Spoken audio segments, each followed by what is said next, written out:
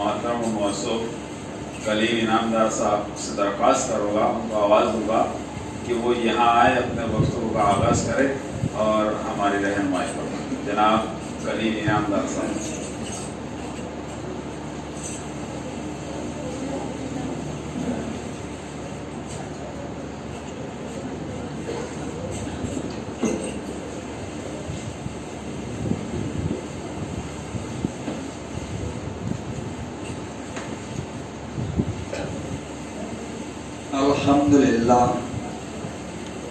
الحمدللہ کفا وسلام علی عبادہ الذین اصطفیٰ، اما بعد۔ قال اللہ تبارک و تعالی فی الکتاب الحکیم، اعوذ باللہ من الشیطان الرجیم، بسم اللہ الرحمن الرحیم۔ یرید اللہ بکم اليسر ولا یرید بکم العسر وَلِتُكْمِلُوا الْعِدَّةَ وَلِتُكَبِّرُوا اللَّهَ عَلَى مَا هَدَاكُمْ وَلَعَلَّكُمْ تَشْكُرُونَ۔ وقال اللہ تبارک و تعالی حامیم والکتاب المبین، اِنَّا أَنزَلْنَاهُ لَيْلَةٍ مُبَارَكَةٍ إِنَّا كُنَّا مُنذِرِينَ۔ آمنت باللہ، صدق اللہ العظیم۔ آج کی اس بابرکت شب قدر میں موجود محترم حضرات، بزرگوں، دوستوں، پردہ نشین خواتین، بہنوں اور بیٹیوں اور پیارے بچوں، السلام علیکم ورحمۃ اللہ وبرکاتہ۔ حاضرین محترم، آپ کی اس مسجد اقصیٰ کی یہ چوتھی تقریب ہے، 27 رجب شب قدر۔ اب سورہ قدر جو ہے، اِنَّا أَنزَلْنَاهُ فِي لَيْلَةِ الْقَدْرِ، تو یہ طلوع فجر تک ہے۔ اس میں عبادات ہوگی انفرادی طور پر، اور جیسا کہ اسلام کا مزاج ہے کہ جہاں چند مسلمان جمع ہوتے ہیں دین کے لیے، تو سب سے پہلا فریضہ ان پر یہ عائد ہوتا ہے کہ جس دین کے لیے تم جمع ہوئے ہو وہ دین آخر ہے کیا؟ یہ بہت بڑا اہم سوال ہے، اور یہ سوال کہ دین ہے کیا، ہر اس مسلمان مرد اور عورت، لڑکا ہو یا لڑکی ہو، اس سے کنیکٹڈ ہے یہ سوال، کیونکہ یہ دین اس لیے آیا ہے کہ یہ دین اپنے ساتھ ہر فرد پر، مرد ہو یا خاتون، کوئی ذمہ داریاں عائد کرتا ہے۔ اسی لیے قرآن نے کہا فَاذْكُرُونِي أَذْكُرْكُمْ وَاشْكُرُوا لِي وَلَا تَكْفُرُونِ، کہ تم مجھے یاد رکھو تو میں تمہیں یاد رکھوں گا۔ اب مسلمانوں سے غفلت یہی ہو رہی ہے کہ ہم یہ سمجھتے ہیں کہ ہم مسلمان ہیں، کہ وہ مرد ہو یا عورت، ہم یہ سمجھتے ہیں کہ ہم مسلمان ہیں تو لازماً ہمارے لیے جنت ریزرو ہے۔ اگر لازماً جنت ریزرو ہو جاتی تو نبی اکرم صلی اللہ علیہ وسلم اسی رمضان میں 2 ہجری خاک اور خون میں نہا کر جنگ بدر میں عید نہیں مناتے تھے۔ یہاں سے دین کو سمجھنا ہے۔ اب تقریر کا موضوع تو آگے کچھ دوسرا ہے، لیکن میں 3 مقامات سے ہو کر چوتھا مقام آپ کا ہے، تو ہر جگہ مجھے ایک مسئلے سے تھوڑی پریشانی بھی ہوئی، मसला वो इन बच्चों का है कि हर जगह मुझसे ये कहा गया कि बड़े बुजुर्ग जो है वो सफों में से बच्चों को हटा देते, इसके बारे में आप क्या कहते हैं? मैं बड़ी सनद के साथ आपके सामने गुफ्तगू कर रहा हूँ। मेरे 3 रोजे मुंबई में हुए, मेरा एक लड़का है वहां, तो जिस मस्जिद में मैंने तरावीह पढ़ी, जाहिर है कि मुंबई का मामला है, बड़े आलिम दीन कासमी साहब, जब वो तरावीह की जमात खड़ी रहती थी तो मुसल्ले से एक ऐलान करते थे रोजाना कि भाई कोई भी साहब बच्चे को सबसे बाहर नहीं कर सकते बशर्ते कि उसकी उम्र 7 बरस की हो। आपको किसी को हक नहीं पहुंचता 7 बरस का जो बच्चा तुम्हारे पहले सफ में भी खड़े रह सकता, उसको तुम हटा नहीं सकते। और उन्होंने तरकीब बताई, मुंबई का मामला, यहाँ पर दर्जनों बच्चे हैं, वहां पर सैकड़ों बच्चे, तो उन्होंने कहा कि 4-5 आदमियों के बाद 2-3 बच्चे, फिर उसके बाद 4-5 बड़े आदमी, इस तरीके से सब तरतीब दो ताकि बच्चों का शोर गोबा ना हो। और दूसरी बात उन्होंने ये कही कि जो एकदम छोटे बच्चे हैं 4-5 साल के, तो उनको तो मस्जिद में आने पर पाबंदी है, क्योंकि उनके ज्यादा शोर शराबा है। छोटे एकदम जो बच्चे हैं उनको तो एहतियात बरतना जरूरी है, लेकिन जो बच्चा 7 वर्ष का हो गया तो उसको आप हटा नहीं सकते सब में से। अब इत्तेफाक की बात यह है कि मैं अभी नमाज से फारिग हुआ तो एक बच्चा 7वीं क्लास में जिसकी उम्र 12 वर्ष, उसने मुझसे आकर स्पेशली बात कही कि बोले हमको सपने से हटा देते, आप मौलाना आदमी है, मैं आपसे सवाल करूं, बताइए। वो बच्चा इसी सब में मौजूद है, तो बच्चे को ये एहसास हो जाए किस कदर बुरी बात। और पूरी सनद है ना, हुजूर सल्लल्लाहु अलैहि वसल्लम ने इरशाद फरमाया कि जब बच्चा 7 बरस का हो जाए तो उसका बिस्तर अलग कर, और जब 10 बरस का हो जाए तो उसे नमाज को भेजो। तो कहाँ अकेला जूतों के पास खड़े रहने को भेजो कैसे? और बच्चा ना जाए तो उसे पनिश करो। मौलाना मौदूदी रहमतुल्लाह अलैह का कमाल ही है, इस हदीस को उन्होंने कहा कि भाई जब बच्चे को आप सदा देंगे इस हदीस की रोशनी में कि बच्चा नमाज को ना जाए तो मारो, तो उन्होंने कहा कि बच्चे ने अगर पलट कर कह दिया कि अब्बू अम्मी तुम तो नमाज नहीं पढ़ते, मुझे कैसे भेजेंगे, ये मौलाना मौदूदी करेगा। अब ये बात फकत तकरीर की हद तक नहीं, क्योंकि बच्चों की तो तारीख इस्लाम ने पहले दिन से लिख दी। इसी तरह ख़वातीन का भी तस्करा करूंगा मैं, अपने खिताब को, तकरीर को मैंने पलट दिया। ये तस्करा मैं बाद में कर रहा था, लेकिन पहले करना है क्योंकि दीन की बात है। अब बच्चे जो है हमारे, सबसे बड़े इस्लाम के दुश्मन को, अबू जहल को, जंग ओहद में किसने मारा था? 2 बच्चे ही थे ना, माद और मौविस, ये 2 बच्चे थे। सबसे बड़े इस्लाम के दुश्मन को उन्होंने मारा। दुनिया पैदा हुई आज तक भी कोई तारीख ऐसी रकम नहीं कर सकती कोई कौम कि इस्लाम के ये शाहीन सिफत 2 बच्चों ने उसको मारा था। इसमें बच्चों का ख्याल रखिए, जरूर उनकी हौसला अफजाई की है। और अल्लाह का एहसान है कि जो बच्चों ने मुजाहरा किया यहाँ पर, बाकी बात यह है कि सूरह वाक़िया इसकी बड़ी फजीलत है। तो जाहिर है कि वो बच्चे को तर्जुमे का टाइम नहीं मिला, नहीं तो तर्जुमा भी पेश करता था।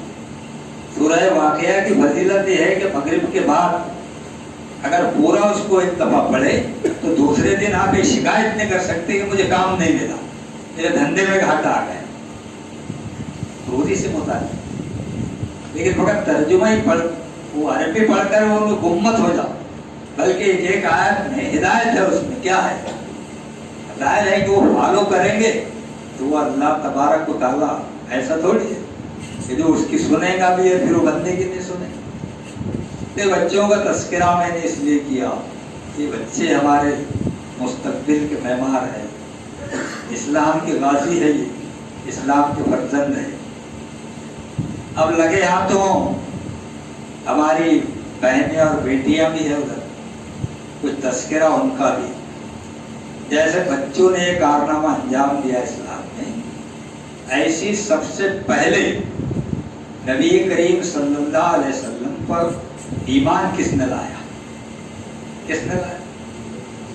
ہماری ماں حضرت خدیجہ رضی اللہ عنہا. خاتون اول کہتے ہیں ہندوستان کا جو صدر ہوتا ہے یا کہیں کا بھی صدر، اس کی عورت کو خاتون اول کہتے ہیں. ارے خاتون اول تو وہ ہے ہماری ماں حضرت عائشہ رضی اللہ. یہ تو عورتوں کا شرف ہے کہ سب سے پہلے جو اسلام قبول کیا وہ خاتون ہے. کتنا بڑا درجہ ہوگا اس کا. تاریخ اسلام سے ہی ایک اور سبق ہماری خواتین سے، لیکن واقعہ بڑا حقیقت انگیز ہے، رلا دینے والا، خون کے آنسو ایسا واقعہ ہے. محترم بہنوں اور بیٹیوں اور ان کے جو یہاں پر گارجین ہیں، سرپرست ہیں، نوجوان لڑکے کی ایک داستان ہے جس کی ماں نے پرورش کی. واقعہ ہے 12ویں صدی عیسوی کا. سلطان صلاح الدین ایوبی 1183 میں جب ہندین کی جنگ فتح ہوئی، بیت المقدس فتح ہوا، اس وقت کا واقعہ ہے. انگریزوں سے لوہا لے کر سمندر پار اس نے کیا. تو ایسے 500 کی 1000 کی بٹالین الگ الگ اپنے جنرل لے کر نکلتے تھے. تو ابو قدامہ شامی شام کے رہنے والے تھے. یہ اپنے 500 کی بٹالین لے کر نکلے دشمنوں سے لڑنے کے لیے. پورے الگ الگ لڑتے تھے. صلاح الدین ایوبی کی کمان 500 کا اپنے وہاں بھی جاتا ہے، کرنل جنرل 200 کی ٹکڑی 500 کی. تو اپنے 500 مجاہدین کے ساتھ نکلے اور دریائے فرات کے کنارے ایک شہر ہے جس کا نام رقہ ہے. اب وہ شہر رقہ میں دن بھر انہوں نے اپنے جنگی ساز و سامان خریدے، کچھ اونٹ بھی خریدے، اور ایسے کرتے کرتے ان کو شام ہو گئی رقہ محاذ پر جانے کے لیے. تو انہوں نے جگہ جگہ درس قرآن بھی دی، جہاد پر تقریریں بھی کی. اور جیسے شام ہو گئی تو روزے سے تھے سب لوگ، رمضان کے مہینہ. ہم تو کہتے ہیں کہ بھئی روزے میں گھر کو بیٹھے رہو، دھوپ تب. یہ جنگ کے میدانوں میں جب اسلام کار فرما ہو تو ایسا کرتے کرتے شام ہو گئی. تو انہوں نے ایک مکان کرائے سے دیا، افطار وغیرہ ہوئی، تراویح کی نماز بھی ہوئی. جب یہ سونے کی تیاری کر رہے تھے تو ابو قدامہ شامی رحمۃ اللہ علیہ کہتے ہیں کہ میں بس دروازہ بند کر کے پیچھے پلٹا ہی تھا تو دروازے کی کنڈی کھٹکھٹانے کی آواز ہے. میں نے دروازہ کھولا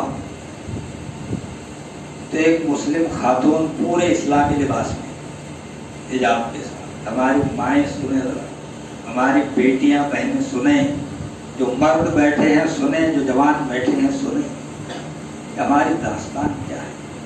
شب قدر تو آتی ہے چلی جاتی ہے.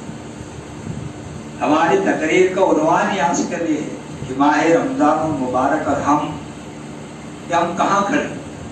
اچھے کھانے پک گئے، اچھا ہو گیا، سب ہو گیا، لیکن ایک شعار سے سب گائے، ایسا نہیں ہے. تو انہوں نے دیکھا کہ کوئی خاتون ہے نقاب پوش، اس کے ہاتھ میں ایک تھیلی ہے. تو اس خاتون نے کہا کہ ابو قدامہ شامی آپ ہی ہے پورے پردے میں. تو انہوں نے کہا کہ ہاں میری بہن میں ہی ہوں. تو کہا کہ تم نے جگہ جگہ جہاد پر تقریریں کی، میرا بچہ جو تھا 17 سال کا اس کی بھی کہانی ہے، اس نے آ کے مجھے سب رپورٹ. अब ज़ाहिर है कि खवातीन को तो मैदान जहाद में लड़ने का मौका है भी, पानी पिलाने का है, लकड़ियों की पट्टी करने का है, लेकिन इस्लाम की हुकूमत ही नहीं है, तो क्या करें। लेकिन रिश्ता तो उसी से है ना, इस्लाम जो बेस है, बुनियाद है। कोई ताजिर लोग ज्यादा है यहाँ पर, अहम जिसको कहते हैं, कैपिटल सरमाया, उर्दू में रासुल मास कहते हैं, उस पर ध्यान होगा ना आपका। तो बुनियाद तो हमारी वही है। तो उन्होंने कहा कि ये बात तो सही है बहन तुम्हारी कि जहाज में औरतों की इजाजत नहीं है। तो उस औरत ने रोई और वो थैली अबू कुदामा शामी के हाथ में थमा के वापस चली गई।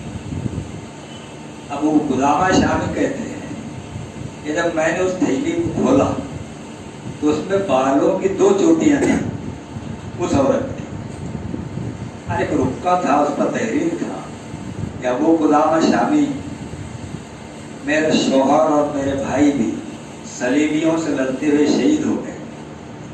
अरे एक नौजवान बेटा मेरा 17 साल का है, उसकी परवरिश में करती। ये चोटियां मैंने इसलिए आपको दी कि जब दुश्मन से आपका मुकाबला हो और तुम्हारे घोड़े सफे जंगा में दुश्मन के खिलाफ दादे शुजात थे, वल्लादियात दमन वल्मूरियात कदम, अभी जिक्र हुआ घोड़ों का जिक्र कुरान में। हमने घोड़े को शादी के लिए नचनिया बना दी। घोड़े की वफादारी का तस्करा है उसमें कि कैसा वफादार है। पहला तीर घोड़े को लगता था जब मुजाहिद शहीद होता था, और मुजाहिद कोई जख्मी हो गया तो घोड़ा अपने कैंप में पड़ाव में उसको लाता था, जख्मी को लाता। ये तो घोड़े की वफादारी।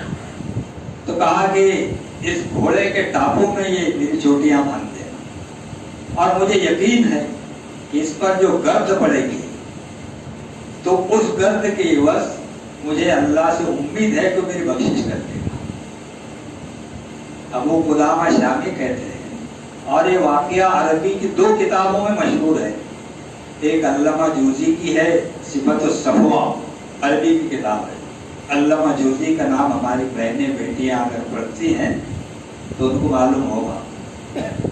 और दूसरी किताब है मशारिकुल अशवाक, जिसके मुसन्निफ है अल्लामा इब्न नियास। उन्होंने ये वाकया लिखा, सही वाकया है अरबी का। अब उर्दू का तर्जुमा होगी, हमारे जमात के लिटरेचर में एक बात है, वहाँ से मैं आपकी खिदमत में पेश करूँ। तो अबू कुदामा शामी कहते हैं कि मैंने जब वो तहरीर पढ़ा और बालों की चोटियों को देखकर मैं दारो कतार रोता था। हालांकि मैंने रोया नहीं कभी, इतना बड़ा कर्नल रो दे तो सिपाही का हौसला हुआ। लेकिन इस बहन का जज्बा, ये हमारी बहनें जिन्होंने घर का सारा काम करके रोजे रखी, उसका तस्करा मैं आगे करूँगा क्या, और हमने क्या क्या काम किए इस रमजान। तो अबू कुदामा शामी कहते हैं कि गज़्ज़ा और जहाद की ऐसी दास्तान मेरी नज़र से कभी नहीं हुई जिस खातून का हौसला था। फिर अबू कुदामा शामी कहते हैं कि फजर के बाद मेरी 500 की टुकड़ी बटालियन लेके मैं जब निकला तो रुक्का शहर के किले के आखिरी फसील के पास मेरा घोड़ा था और आगे सारे फौजी थे। तो मैंने पीछे देखा कि घोड़े पर एक नौजवान सवार है जिसका चेहरा नकाब से ढका हुआ है। वो चिल्ला रहा है कि चचा अबू शामी, अल्लाह तुम पर रहम करे, रुक जाओ, मुझे तुमसे काम है। तो अबू कुदामा शामी ने अपने फौजियों से कहा कि आप जरा चलो, मैं देखता हूँ कि घोड़सवार नौजवान ये क्या इसका मसला है। वो नौजवान जब पास में आया तो उसने कहा कि चचा जान, अल्लाह आप पर रहम करे, आप रुक गए, मैं जहाद में शामिल होना चाहता। उस खातून का बेटा जिसका बाप भी शहीद हो गया, जिसका मामू भी शहीद हो गया, बाप भी बेटे भी बिरादर भी फिदा, बाप भी बेटे भी बिरादर भी फिदा, ऐ शहीदी तेरे होते हुए क्या चीज है। तो उन्होंने कहा कि बेटे तुम्हारे वालिद हैं? तो कहा कि नहीं, तुम्हारी शादी थी, वो सलेबियों से जंग में शहीद हो। कहा कि तुम्हारी वालिदा है? تو کہا کہ ہاں ہے. تو کہا کہ بس جاؤ ان کی خدمت کرو, ان کے قدموں کے نیچے جنت ہے. تو بچہ قرآن کا حافظ بھی تھا, سورہ انفال کی آیات متواتر پڑھتا رہا. چچا جان آپ مجھے نفاق کی طرف ڈھکے. تو کہا کہ بھائی ذرا تمہارے چہرے سے نقاب ہٹاؤ تاکہ میں دیکھ سکوں کہ تمہاری قوم جہاد کے لائق ہے یا نہیں. جیسے ہی نوجوان نے چہرہ ہٹایا تو عرب کے بچے وہ پھول کا ایک ٹکڑا, چاندی کا ٹکڑا اس کے چہرے اور مسلسل قرآن کی آیتیں پڑھ. تو پھر ابو قدامہ شامی کہتے ہیں کہ بیٹے میرے سنو, اس سے پہلے کبھی تم جہاد میں گئے کیا؟ کہا کہ نہیں.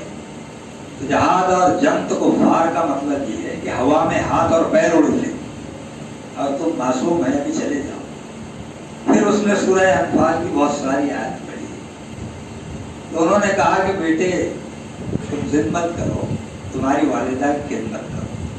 تو بچے نے جو جواب دیا ہماری بہنیں اور بیٹیاں سنیں. تو بچے نے کہا کہ آپ بار بار میری اماں کی خدمت کا تذکرہ کر رہے ہیں, میری والدہ نے مجھے بھیجا کہ تم جہاد میں جاؤ. تو ظاہر ہے کہ بے بس اجازت مل گئی. اب جب وہ گئے وہاں پر تو پھر صبح سے نکلے, دشمن جہاں ٹھہرا تھا بڑا تاریخی ہوا گیا. تو پھر افطار کا ٹائم آ گیا تو یہ کھانا پکانے میں لگ گئے مجاہد. اس نے بولا کہ چچا جان میں تم میں سب سے چھوٹا ہوں, یہ ذمہ داری میری ہے کھانا پکانے, کوئی مت ہاتھ لگا. تو بہرحال وہ سب مجاہدین اپنے چلے گئے اپنے ہتھیار وغیرہ پوزیشن جنگ کا نقشہ یہ بنانے میں. تو جب مجاہدین نے کہا کہ ابو قدامہ شامی تمہارے وہ ننھے مجاہد کا کیا ہوا, افطار کا ٹائم ہو رہا, کھانا پکائے گے کہ دیکھ کیا. تو ابو قدامہ شامی کہے تو یہ بچہ نیند میں سو رہا. تو ظاہر ہے جوانی کی نیند, کھانا پکاتے پکاتے سو گئے. تو انہوں نے جو کھانے میں کسر رہ گئی تو کھڑکھڑاہٹ سے اس کی نیند اشار گئی. تو نیند کی غنودگی میں وہ مسکراتے ہوئے اٹھا اور ایک دم کھلکھلا کر ہنسا. یہ داستان ہے بھائیوں اس قوم کی کہ جس کے بچے نے یہاں سورہ واقعہ تلاوت کیا, جو بچے نے یہاں پر اتنا مشکل ترانہ پڑھا تو بڑے بڑے شاعر کو بھی یاد کر. معمولی بات ہے, آپ اپنے آپ کو کمتر مت سمجھیں. اتنے حالات ہے کہ اعلان بند ہے, طلاق ہے, یہ ہے, جہانگیر پور سے مدھیہ پردیش تک راجستھان تک کتنا معاملہ ہے. لیکن یہ مجاہدین آپ پال رہے, یہ تربیت آپ کر رہے. ہماری تو جو گزری لیکن ان کا مستقبل آپ کے ہاتھ میں ہے. تو وہ تو ابو قدامہ شامی تھے, کمانڈر تھے. تو انہوں نے کہا کہ اس میں ضرور راز ہے کچھ, کہ بچہ نیند سے اٹھا تو مسکرایا کیوں اور کھلکھلا کر ہنسا دیا. اور ان بچے نے کہا کہ چچا جان سوری معاف کر, لائیے میں پکاتا. تو انہوں نے کہا کہ بیٹا یہ کبگیر تو اب میں چھوڑوں گا جب تک تم یہ نہ بتا دو کہ بھائی تم مسکرا کر ہنسے کیوں اور کھلکھلا مسکرائے کیوں نیند میں سے اٹھتے وقت اور ہنسے کیوں. جنت کا پروانہ دیکھا ہو بچے نے بھائی, جنت کا پروانہ ملا اس کو نیند میں. تو اس نے کہا کہ چچا اب ہم تو ایسے ہے کہ بھائی خوش ہو جائیں گے کہ کیا تقریر ہو گئی, ڈالر ٹائپ کریں. بچے نے کہا چچا تم اس میں مت پڑھو, یہ میرا اور میرے اللہ کا معاملہ ہے, میں تم کو کیوں بتاؤں. اب وہ قدامہ شامی کہتے کہ نہیں بیٹے تم کو تو یہ بتانا ہی پڑے گا کہ تم مسکرائے کیوں اور کھلکھلا کر ہنسے کیوں. تو بچے نے کہا کہ چچا جان میں خواب میں دیکھ رہا کہ اب کل 1:30 بجے میں جنت میں چلا گیا, اور میں جب جنت میں پیر رکھا تو ساری حوریں کھلکھلا کر ہنسنے لگی اور کہنے لگی کہ یہ تو مرضیہ کا شوہر ہے. تو میں نے کہا کہ مرضیہ کہاں ہے؟ تو ان حوروں نے کہا کہ تم اسے دیکھنا چاہتے, ملنا چاہتے. کہا کہ ٹھیک ہے اوپر. تو چچا جان میں جب گیا تو میں نے دیکھا کہ سونے کے پلنگ, زمرد اور یاقوت, سورہ رحمان جس کا تذکرہ ہے خدا کی قسم, یہ مجھے بھی अंजनगांव सूरजी के भी, कहीं के भी मुसलमान, ये हमारी मीरास है। और मीरास ऐसी नहीं मिलती, बड़ी जद्दोजहद, बड़ी कश्मकश करना पड़ती इस्लाम के लिए। और हमारे नौजवान फजर की नमाज नहीं कायम है। मैं ऐसी बात करने का आती हूँ क्योंकि प्रैक्टिकल चीज है। बरसा बरस गुजर गए, दुश्मन हम पर इसलिए हावी है कि उनको मालूम है कि जो गुंजी थी फजर की, तो इसके तो 98% नौजवान बिस्तरों में पड़े, कैसी लोहा लेंगी। तो कहा कि चचा जान, जब मैं वहां पर गया उसके पास मस्जिद आई, अब जाहिर है कि जवान बच्चा, जाहिर है किसी दुनिया का बच्चा था, इतनी खूबसूरत है जवानी का आलम। तो उस हूर ने कहा कि ऐ मेरे पाक और मुतहर नौजवान, तुम जल्दबाजी से काम मत लो, तुम्हारी मेरी मुलाकात कल होगी, क्योंकि कल तुम शहीद होगे, उसके बाद फिर मुझ पर तुम्हारा पसंद। अरबीज में आप भूल गई। अब वो खुदामा शामी कहते हैं कि गुफ्तगू में सफेद दुरुस्त हो गई जंग की, आमने सामने सफेद रहते नहीं। तो मैंने देखा कि भाई सफेद दुरुस्त हो गई, वो बच्चा नजर ही नहीं आता किधर है। अचानक मेरी नजर पड़ी कि पहले सब में बच्चा खड़ा था, पहले सब ये नमाज की। कल इंशाअल्लाह ये भी पहले सब में खड़ा है, अगर इस जज्बे से तुमने इनकी तरबियत की कि नमाज है क्या, ये छोटी इबादत है। नमाज रोजा ये सब छोटी इबादत है, एक बड़ी इबादत मैदान जंग के लिए तैयार करती है। तेरी सलात तेरे सौम तेरी तस्बीह, तेरी सलात तेरे सौम तेरी तस्बीह है। अगर तू गाज़ी मैदान नहीं तो कुछ भी नहीं। अमल से दूर दुआओं को मांगने वालों, अमल से दूर दुआओं के मांगने वालों, तुम्हारा हाथ उठाना दलील शिकस्त पाई है। दुआएं करते रहते हैं, फंसुरना अलल कौमिल काफिर, कुनूत नाज़िला पढ़ी जाती, आयत करीमा पढ़ी जाती, हम भी आमीन कहते, लेकिन हम ये देखते नहीं कि आयत करीमा और दुआएं कुनूत पढ़े तो हमारे जिस्म पर लिबास किसका था। कायदा और कुल्लिया ये है। नबी अकरम सल्लल्लाहु अलैहि वसल्लम ने इरशाद फरमाया कि जिसके जिस्म पर हराम का लिबास हो तो उसकी नमाज उसके सर से बारिश भर ऊपर नहीं जाती है, कबूल नहीं। व्हाइट कॉलर बड़ी गाड़ियां कहां से, नंबर 1 से तो मुमकिन नहीं है। तो बहरहाल इस्लाम को इस तरीके से हमें अपनाना इसलिए है भाइयों, क्योंकि अब जहांगीर पूरी है, कल ये चौक में भी हो सकता है। इतने हौसले बढ़ गए, क्योंकि उनको पावर है कि 100 करोड़ है और तुम्हारा तो कुछ रहा नहीं, 47 में मिल गया, तुमको चले जाओ, ये थिंकिंग है। ये शबे कदर का मौजूद है, हम कहाँ खड़े हैं, ये शबे कदर में गौर विचार, और इसके लिए कोई ज्यादा पापड़ नहीं मिलना पड़ता, पर ये करना पड़ता है वातसिमू बिल्लाहि जमीअन वला तफररकू, सब मिलकर एक रस्सी आपस में अल्लाह की रस्सी को मजबूत पकड़ो। नमाज़ें मस्जिदें सबकी एक ही है, सब जगह तरावी 20 पड़ेगी 8 पड़ेगी, ये बहस का मौका नहीं रहा। अब तो दुश्मन सामने खड़ा है, अपने अल्लाह से अपना किबला दुरुस्त करे बगैर मुसलमानों का कोई मसला हल नहीं हो सकता। और हम उम्मीद करते हैं ये 2 साल की जो मार पड़ी, कितने हमारे अजीज वाकया खत्म नहीं हुआ, बीच में ये बात काम किया है।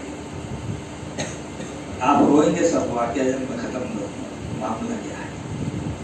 तो कितने हमारे अजीज हमने हाथों से दफना दिए, और 5 साल तक हमारी मईशत दुरुस्त नहीं हो सकती, इतने कंडीशन गलत है। लेकिन आपने देखा मौजज़ा अल्लाह तबारक व तआला का कि कितनी बरकत आपने दिया कि 45,000 इमाम साहब और 31,000 मुअज्जिन साहब, छोटे से शहर, और शहर में कितने पैसे जमा हो।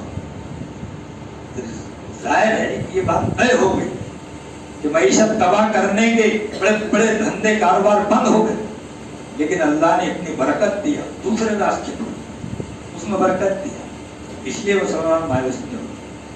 तो जब सफेद शुरू हो गई तो इन्होंने देखा कि भाई ये नन्ना मुजाहिद पहले सब में खड़ा। इन्होंने बोले बेटा पीछे चले जाओ, जब कोई मामूली खेल वेल नहीं है, تو پھر اس نے سورہ انفال کی آیت پڑھی کہ اللہ فرماتا ہے کہ پہلی صف میں سے پیچھے صف میں جانا یہ نفاق کی علامت ہے اور میں نہیں ہٹوں، اور جنگ شروع۔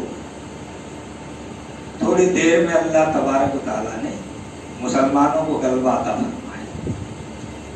تو ابو قدامہ شامی کہتے ہیں کہ ہم نے اپنے رشتہ دار، دوست، احباب جو زخمی تھے ان کو جمع کیے، جب لاشیں جمع کیے، یہ بچہ نظر نہیں آتا۔ بہت دیر کے بعد میرے کانوں میں ایک آواز ہے، ایک گڑھے میں، ابو قدامہ شامی اللہ تم پر رحم کرے، جلدی آؤ، میں تھوڑی دیر کا مہمان۔ ابو قدامہ شامی کہتے ہیں کہ میں نے تھوڑا دوڑا ہے، تو اس کے جسم پر بچے کے کوئی جگہ ایسی نہیں تھی کہ جہاں دشمن کا تیر یا تلوار نہ لگی ہو، تھوڑی دیر کا مہمان تھا۔ تو کہا کہ چچا جان، میں نے جو خواب دیکھا تھا اب وہ پورا ہو گیا، 1:30 بجنے میں 2-3 منٹ ہے، مرضیہ میرا انتظار کر جنت کی ہوئے میرا انتظار کرے۔